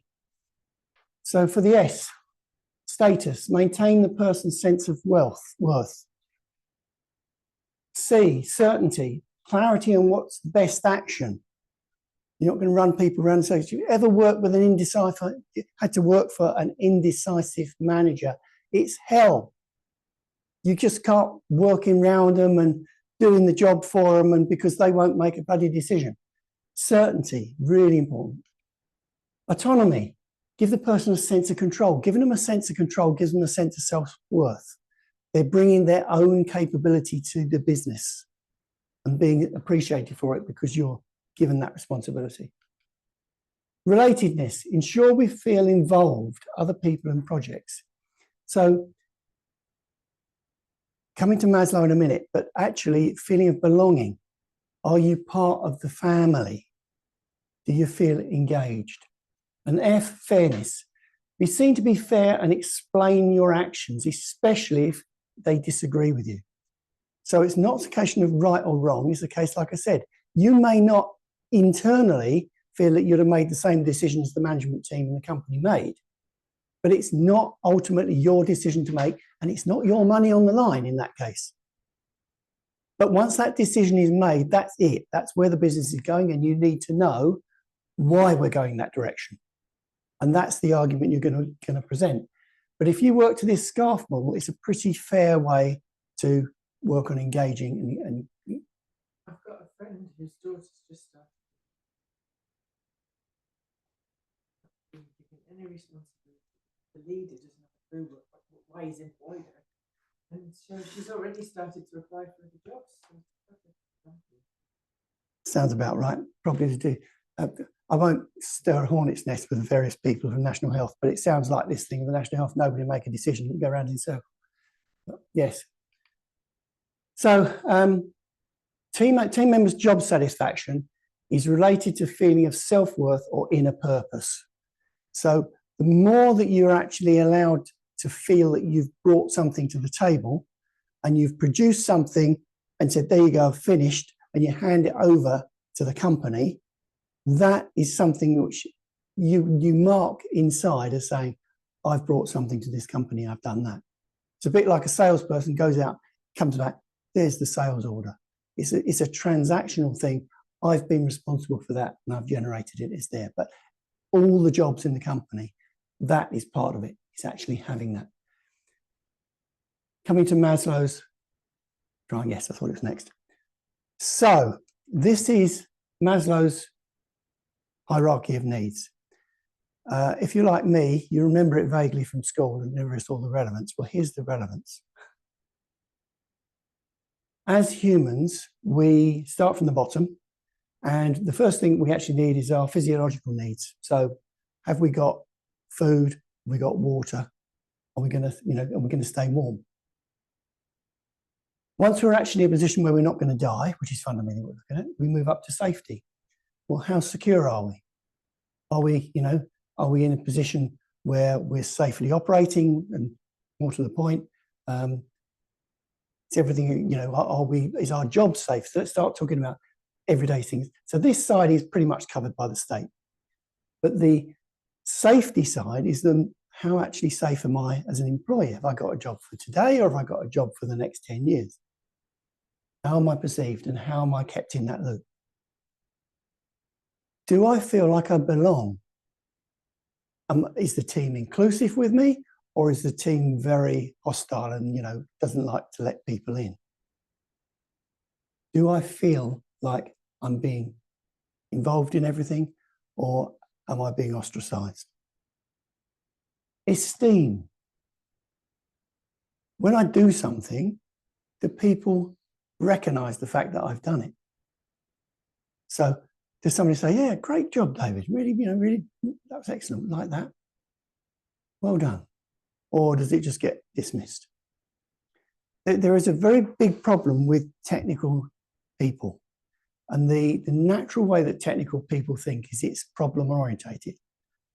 Right, finish that problem, where's the next problem? Next problem. We don't personally self-congratulate ourselves, we just move on. That is a very bad thing for everybody else with not your personality, because they need to be appreciated for what they've done.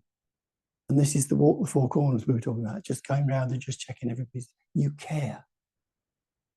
Now, this is the biggie, self-actualization. This is the way you retain people for years. You give people responsibility, you define their limits they can work within, they go away and they run something themselves. So they create a project, an environment, and do something, and then prove it works. Because then they stand back and say, oh yeah, that XYZ that such and such does, I did that, that was mine. And they will live with that forever. But it's so easy to pull the rug out from under them. So you make all this fancy mechanism which does whatever it needs to do, and then we stick it in a box and we say that, it was the company's. It's just the case of the small things which make all the difference. Now, Maslow seems irrelevant, but it's actually the way your team behaves can very often be brought back to the hierarchy of needs. And it's always worth looking at somebody who's not gelling and saying, well, actually, how do they sit in this hierarchy? Do they feel that they should be up here somewhere and actually they're still down here?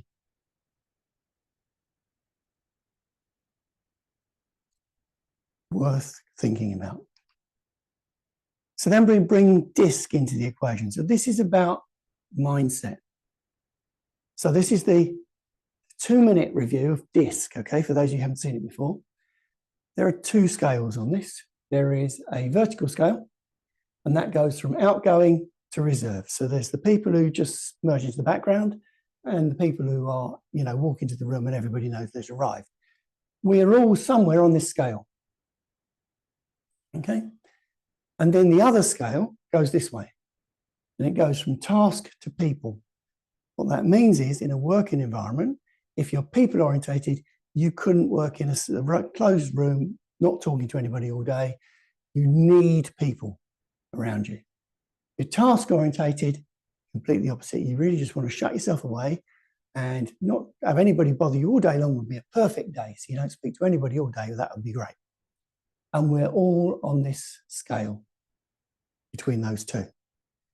And by doing some tests, you then work out that you'll work out generally as being in predominantly one of these 4 quadrants. And so if we're dominant, these people are outgoing and they're task orientated. They want results from control and they make quick decisions. So these people they're not particularly into relationships because they're task orientated. They want to get things done. They're outgoing. People know that. Lots of people who start their own businesses are high dominance. Okay. Influence people. They want people and recognition, and their decision making is emotional. So they people, and they're outgoing. Okay. So what they want to do is to mix with everybody, but they're more people orientated and less get things done for the dominant person. When we move down to the steady person, they want security and stability, and their decision making is described as deliberate. They have to see a reason to change that's in the title. So they love to do things the way they've always done it, and they need to be sold a benefit to actually change what they do. These people are great team leaders and great team people because they like stability and they're very much about the welfare of the team because they're people orientated. Is everybody great? It's all kind of things together. And the final one, compliance. They want accuracy and order, and their decision making is very analytical. So these people, they want accuracy and order, so they want the numbers. If you're trying to have convince somebody who's a high compliance profile, they're going to want all the numbers and all the facts. If you're in a sales situation, you really need to be better researched than them, which is going to be a tough ask because they will probably have researched you to a very high degree before you actually meet. So that's the fundamentals of it. What it is, though, is the fact that the interaction of these people, the dominant person, outgoing and task orientated, this person in some ways is good to sell to because he wants to make quick decisions. Bang, yeah, let's do it. Done.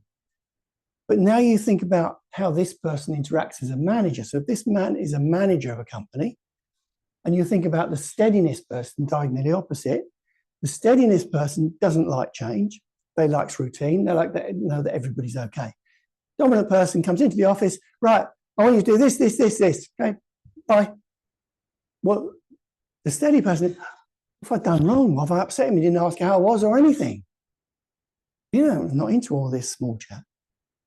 That's the natural friction between the profiles in extremes, okay? Same thing applies here. Compliance people, these are accountants and engineers, okay? These are people who are into detail. They want to know, is it right? There's no halfway, right or wrong. Influence people, it's all about people. It's about socializing, it's about interaction, it's about who you know. So these people really don't understand these people, and these people really don't understand these people. You know, these people are out selling things. These people check that we made some money at the end of the day once we sold it. They're both required positions, but you have to be careful that you appreciate who you're mixing with. Different ways in there. Right. Over the years, you can slowly morph a bit around, but it doesn't tend to be big scale. But I sit around here, okay? So I've got very little people orientated. I'm very much up here.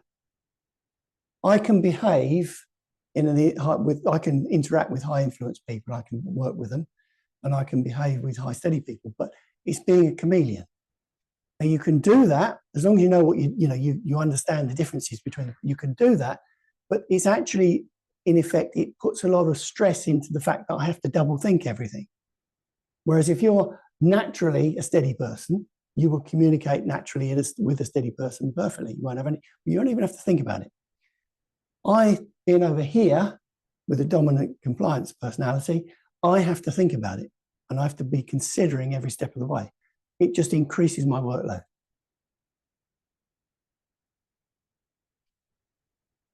Emotional intelligence. So back in the, I think I'd say 60s and 70s, everything, was about IQ. So how clever you were was all about what your IQ number was.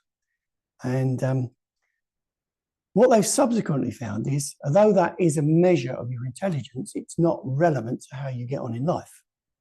What they found, it's far more powerful to be able to relate to other people and to emotionally connect with other people and understand people than it is to be able to do, you know, so much integrative factors of maths and whatever, which is really what you're talking about with intelligence.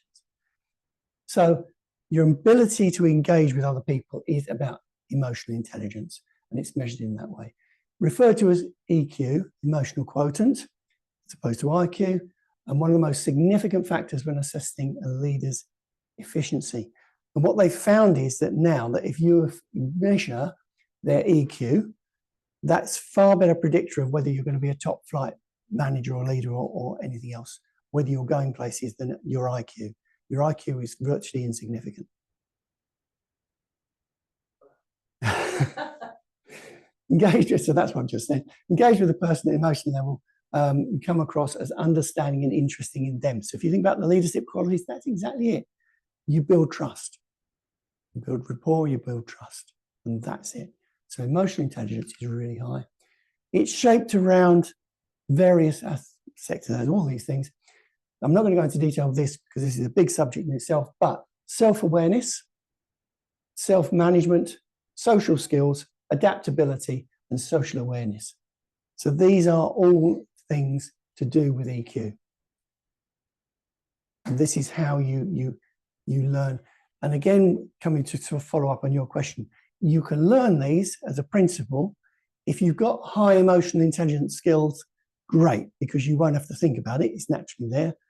For the rest of us, we have to be aware that, oh, flipping, I better go and be nice to that person. These things you have to kind of work on, all right? So that's the bottom line there, those areas. Lots of material we can read on those. So right now, we've covered what the manager does. We've covered what a leader does. But now what we need to know is, because the manager is fundamentally doing what he's being told to do, and he's feeding back the information, the leader is the visionary for the business, but they also need to know what's going on. So how do they keep things in control? What is it they're looking at? And the real thing we're looking at here is we need to be sure that you know what's going on, you get the work done, and whether things are on track. So it's what tools do you use to achieve that? And the main tools we'd identify here is 90-day planning. So are people on track for their 90-day plan? You need to do it every 3 months. Key performance indicator dashboard. Are they making the right numbers? This is really your red flag thing. If something goes wrong, actually, does it flag up to you? What numbers do you need to know? And when you get into it, when you first set up a dashboard, people will come up with sort of a list of 20 or 30 different things they're measuring. So, okay, that's great. And then 2 or 3 months later, I say, which ones of these are you actually looking at? Oh, that one, and that one. Yeah, but that sounds about right. You don't need very many, because most things are influenced by other ones which are already on the list. So you'll find that you can produce a fairly compact KPI list that you need to know, which you could be reported to every month, and you wouldn't need to go any closer to the environment in a big enough company to do that. Regular communication to ensure progression towards goals. So this is really, you need to keep the team aligned and engaged and enthused. So lots of rah, rah, rah, very un-British, I know, is actually really powerful. And just going around and being seen is it. Walk the four corners, now says in there as well. Walk the four corners. So just to explain it, because I'm not sure you realised it all online at the same time. This is the philosophy that at least every week that you walk around your domain, what you're responsible for, with the sole aim of talking to everybody in your team. And that doesn't have anything to do with work. It's just seeing how they are, how things are going, you know, how the family is. You're going on holiday soon. You've just been on holiday, you know, et cetera, et cetera. It just keeps you engaged with them. It shows some warmth and interest in them as a character. Indeed, couldn't go. So it's everybody. There's a junior reporter. You know, you everything. Yeah. Yeah, exactly. And these people carry a lot of influence, and it's just you spending time with you is really important. So, one of the handouts. I'm going to have some of these left over at the end. I can see that coming. So the next one, introducing a whiffle, guys. Your line. Nice easy one to find.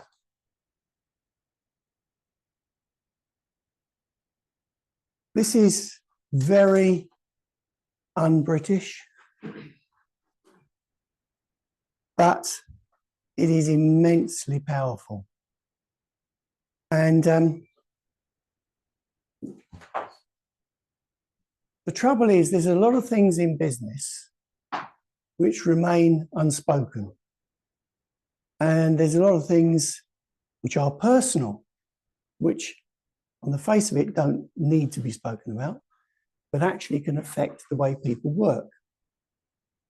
And the whiffle is a tool which helps break through some of those barriers.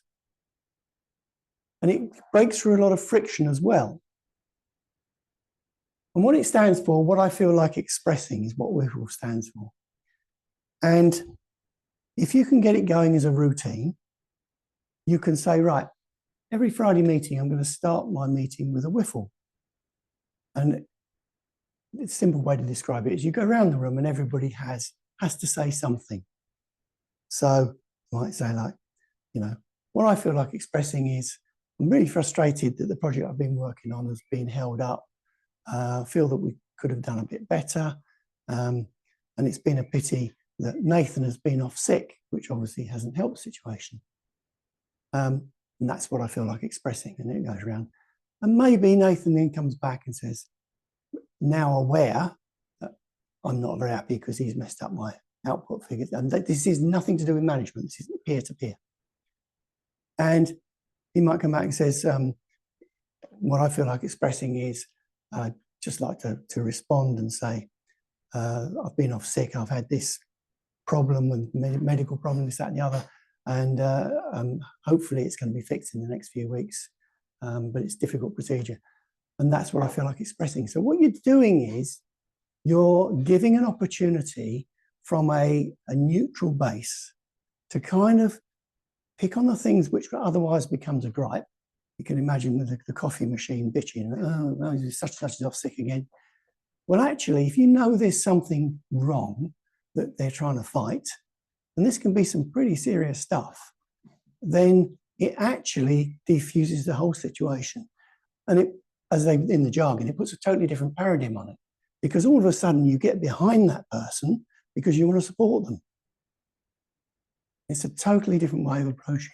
So my suggestion to you, in conjunction with your managers and leaders of your businesses, is this is a really powerful tool.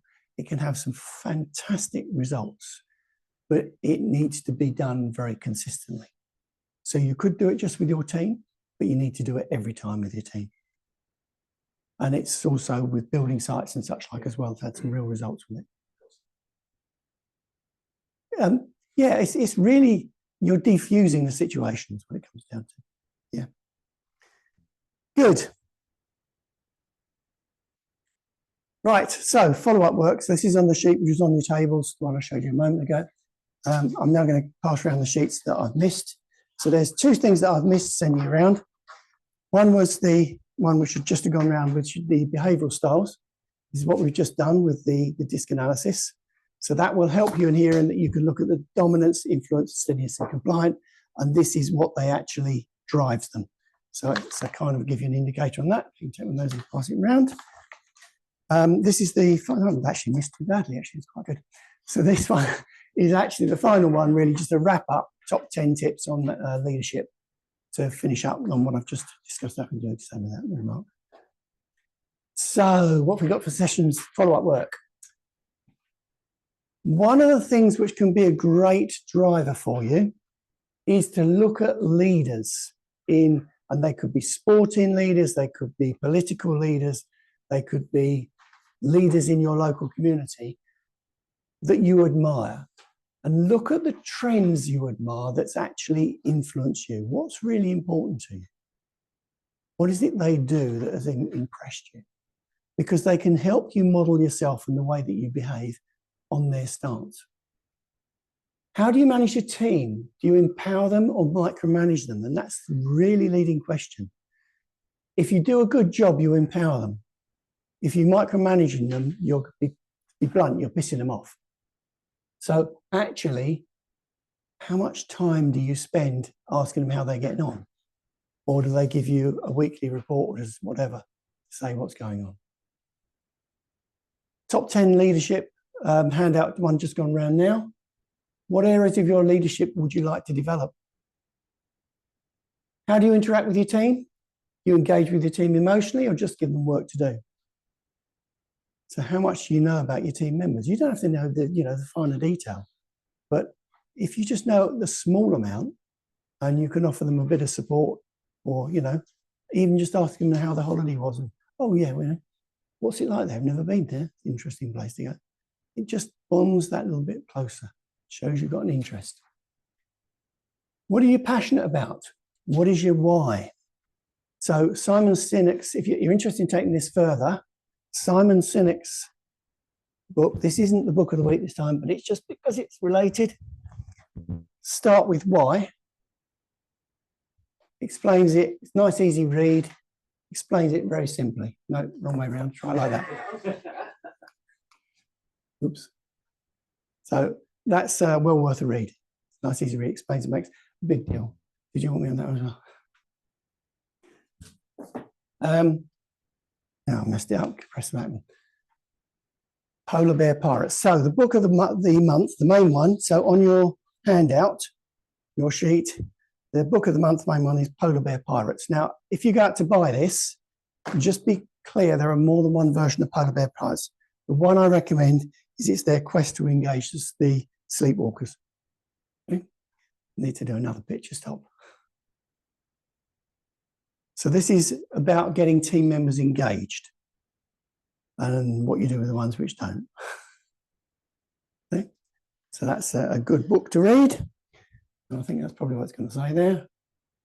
So yes, and it's fundamentally what its premise is that if you've got top flyers and you've got people who, what they call sappers, who are going to sap all the energy out of the room and be negative.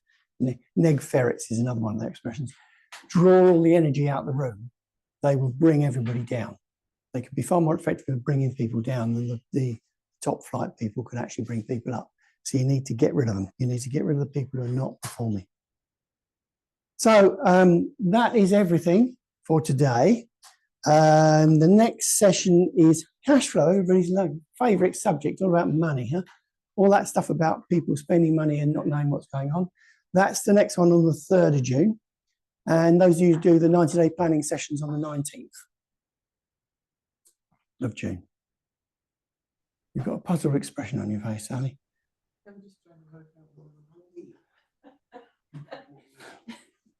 So any questions? I think all of that pretty well engaged, but there were some of those which got very specific. So if you wanted to ask me more questions on that, very happy to take those questions either now or later.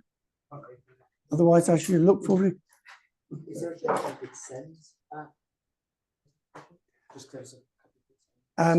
I have to be a bit careful with sending out presentations because of the action coach at intellectual property. But if you want any key slides, very happy to do those. All right. So let me know what you're interested in. If I start giving whole presentations out, it's very easy for it to end up on the internet, and then that's not where I want it. So yeah, I can do that. Great, excellent. Have a good couple of weeks. Everyone, have a good holiday, David. Thank you very much. It can't come soon enough. Bye. Cheers. Thanks, David. Bye. Thanks a lot.